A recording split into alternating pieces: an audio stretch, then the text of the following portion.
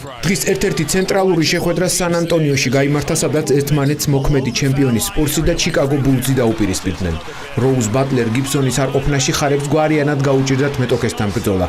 ილინოისელები განსაკუთრებით შეტევაში სწოდავდნენ და ბურთს ხშირად კარგავდნენ. მასპინძლებმა შექმნილი ვითარებით სრულფასოვნად ისარგებლეს და შეხვედრის დასაწყისშივე რომ დაწინაურდნენ, საფინალო სირენამდე მეტოქისთვის შანსი აღარ მიუციათ. ბრწყინვალეთი ასპარეზა ტეხასელთა ფრანგმა გამთამაშებელმა ტონი პარკერმა, რომლის აგარისეც 32 ქულა იყო. სტუმართაგან კი 23 ქულით და 15 მოხსნით პაუ გასოლი გამოირჩეოდა.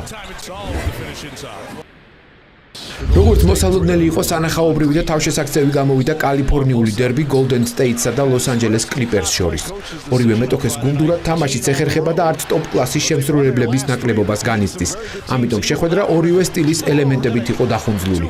მატჩის ერთ-ერთი ყველაზე დასამახსოვრებელი ეპიზოდი კი მესამე-მეოთხეში მოხდა, როდესაც სტეფ ქარიმ სტუმრებს სლალომის მოკლე მასტერკლასი ჩაუტარა და ზედ მოუმზადებელი სამქულიანიც მიაყოლა. საინტერესო იყო ამ მომენტზე გოლდენ სტეიტის თავკაცის რეაქციაც.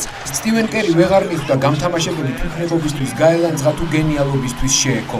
გამარჯვებულებს არასამართლებენო ნათქვამია და კერმაც ეს ეპიზოდი ღიმილით გაატარა. გამარჯვება კი მის გუნდს დარჩა. ვორიორზმა 106-ით 98 მოიგო.